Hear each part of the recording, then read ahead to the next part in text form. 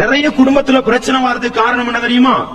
இந்த உம்மாவும் பாப்பாவும் சேர்ந்துதான் தந்த மகனுக்கு நல்ல ஒரு மருமகள் வரணும்னு தேடி பாக்குறது, தேடுறது நல்லது அவங்க சாய்ஸ் பண்ணி தந்த மகனுக்கு கட்டி வைக்கிறது. கட்டி வச்சா என்ன செய்யணும்? நான் தேடி வச்சது, ஏண்ட மகனுக்கு தேடி வச்சது, வாழ்றதுக்காக தேடி வச்சது. அவங்கள வாழ விடணும். நீங்க அவங்கள வாழ விடாம இருக்கிறதுக்கு என்ன தெரியுமா காரணம்? ஏண்ட மகன் கல்யாணம் முடிச்ச பிறகும் என்னைய பார்க்கணும், ஏண்ட மகன் கல்யாணம் முடிச்ச பிறகும் என்னோட இருக்கணும், ஏண்ட மகன் கல்யாணம் முடிச்ச பிறகு எனக்கு உதவி செய்யணும். நான் பின்னால சொல்லுவேன், பிள்ளைகளோட கடமை என்னன்றத உம்மா வாப்பாவாகிய நீங்கள் எதிர்பார்க்காதீர்கள். நீங்கள் என்ன தெரியுமா எதிர்பார்க்கணும்?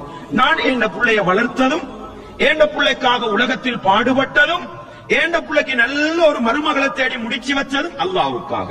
அல்லாஹ் எனக்கு கூலியை தருவான் என்று நீங்கள் உலகத்தில் வாழ்ந்து பாருங்கள். உங்களுக்கு உலகத்தில் சில நேரம் பிரச்சனைகள், நெருக்கடிகள் வரும். ஆனா மறுமையில உங்களுக்கு அல்லாஹ் ஆரம்பம் முதல் கடைசி வரைக்கும் அல்லாஹ் அளந்து அளந்து அளந்து உங்களுக்கு என்ன செய்வான்? கூலியை தருவான். உலகத்தில் ஒரு வகையில உங்களுக்கு நிம்மதியா வாழலாம். நீங்க தான் மகனை பார்க்கலையே, சரியாப்பா நீ பொஞ்சாதிர பேச்ச கட்டுக்கு போறியா, நீ போ, விட்டுடுங்க. அவர் புள்ள கட்டிய பெத்து அவர் உம்மா வாப்பா வாங்கின பிறகு அவர்களா உணர்ந்து உங்களோட காடலில வந்து விழுவாங்க.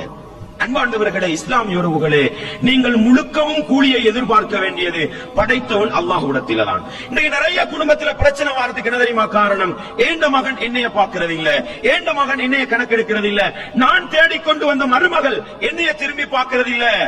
இதுதான் பிரச்சனைக்கு காரணம். நீங்க முடிவெடுங்க. நான் வளர்த்தேன் அல்லாஹ்வுக்காக, நான் மருமகள் தேடினேன் அல்லாஹ்வுக்காக, ஏண்ட கடமை முடிஞ்சு எனக்கு அல்லாஹ் கூலியை தருவான் என்று நீங்கள் வாழ பழகுங்கள்.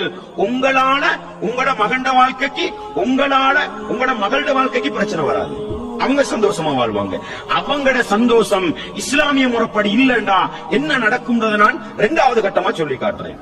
அன்பாண்டவர்களே, பெற்றோர்களுக்கு நான் சொல்கிற அறிவுரை, நீங்க வயது முதிர்ந்த காலத்திலே, நீங்கள் வயோதிபத்தை அடைந்த காலத்திலே நோயாளிகளாக இல்லாமல் ஏண்டா நிறைய வாப்பமார் நோயாளி ஆகிறது பிள்ளையால. கல்யாணம் முடிச்சு கொடுக்கும் வரைக்கும் நல்லா இருப்பாரு, உம்மா நல்லா உஜாரா இருப்பா. கல்யாணம் முடிச்சு கொடுத்த பிறகு மகனை பத்தி யோசிச்சே நோயாளியா போயிருவாங்க. அன்பாண்டவர்களே, பெற்றோர்களே வேண்டாம், இந்த பொழைப்பு வேண்டாம்.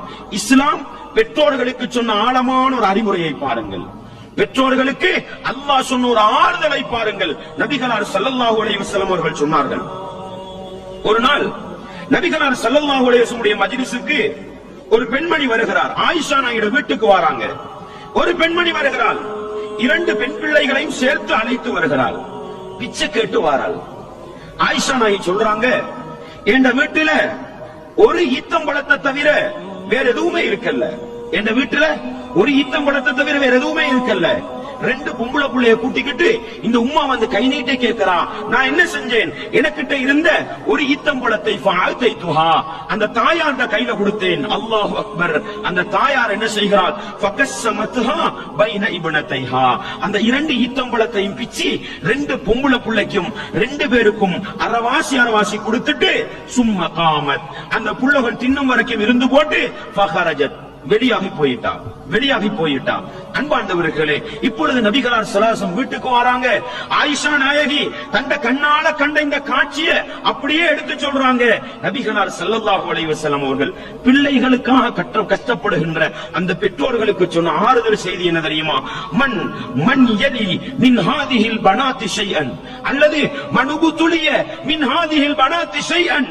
இந்த உலகத்திலே யாராவது இந்த பெண் பிள்ளைகள் கொடுக்கப்பட்டு அதன் மூலம் சோதனைகளை சந்திப்பாளாக இருந்தால், அதன் மூலம் பிரச்சனைகளை சந்திப்பாளாக இருந்தால், அதன் மூலம் உலகத்திலே கஷ்டப்படுவாளாக இருந்தால், ஆனால் அவள் என்ன செய்கிறாள்? கஷ்டங்களை பொருட்படுத்தவில்லை, நெருக்கடிகளை பொருட்படுத்தவில்லை. அந்த பிள்ளைகளுக்கு என்னவெல்லாம் செய்யணுமோ அதெல்லாம் நல்ல முறையில் செய்கிறாள். இப்படி நடந்து கொண்டா குன்னலஹு சித்ரம் மினன்னார். நபிகளார் ஸல்லல்லாஹு அலைஹி வஸல்லம் அவர்கள் சொன்னார்கள், அந்த பெண் பிள்ளைகள் அந்த உம்மாவுக்கும் பாப்பாவுக்கும் நரகத்துக்குரிய தடையாக இருக்கும் என்று சொன்னார்கள். அன்பார்ந்தவர்களே, பெற்றோர்களே, தாய்மார்களே, பிள்ளைகளை நினைத்து மனசு உடைந்து போகின்ற என்னுடைய பெற்றோர்களை அழைத்து சொல்கிறேன், பிள்ளைகள் உங்களை பார்க்கவில்லையா? பிள்ளைகள் உங்களை கவனிக்கவில்லையா? கணக்கெடுக்காதீர்கள்.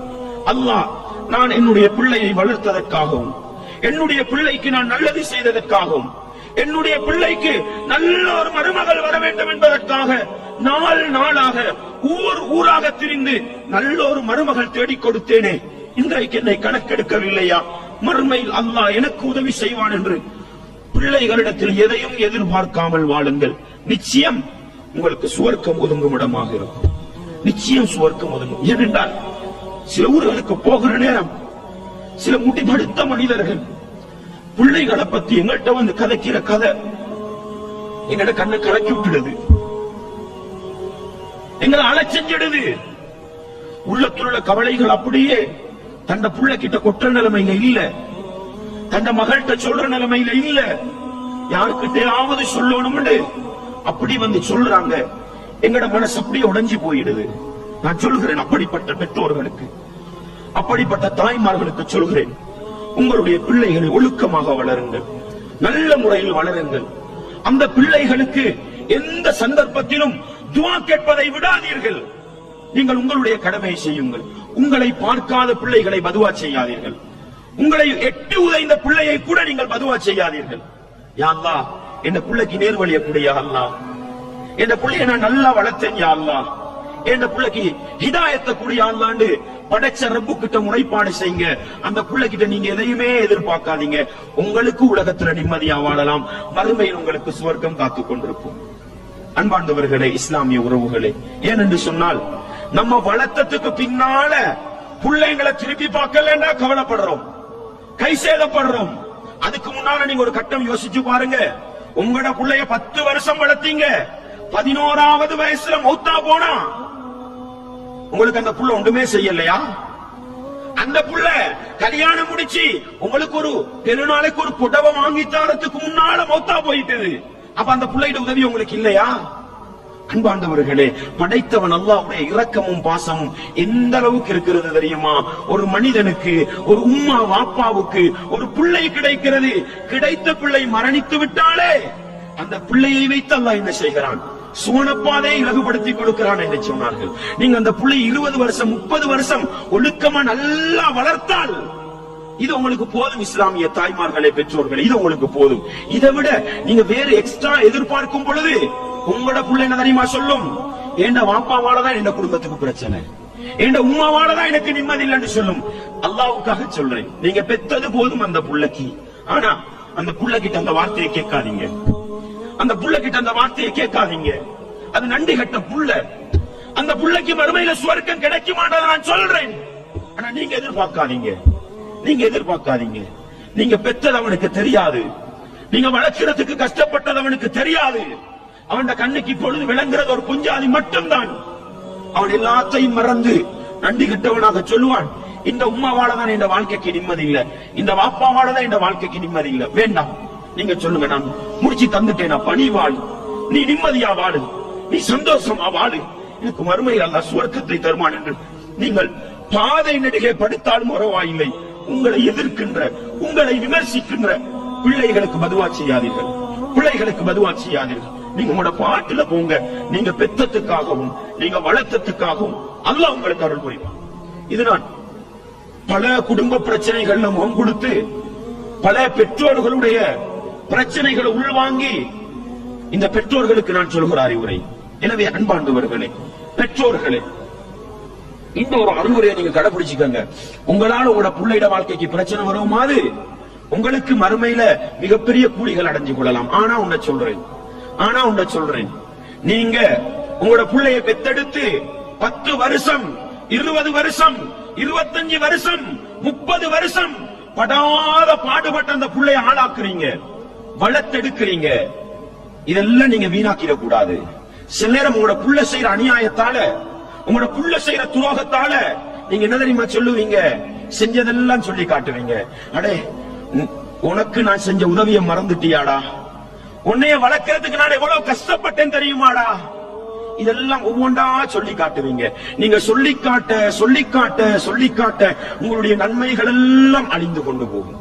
உங்களுக்கு உலகத்தில நிம்மதி இல்லாம போயிரும், மறுமையிலையும் நிம்மதி இல்லாம போயிரும். அதனால நீங்க பிள்ளைக்காக செஞ்ச உபகாரங்களை ஞாபகப்படுத்தாதீங்க.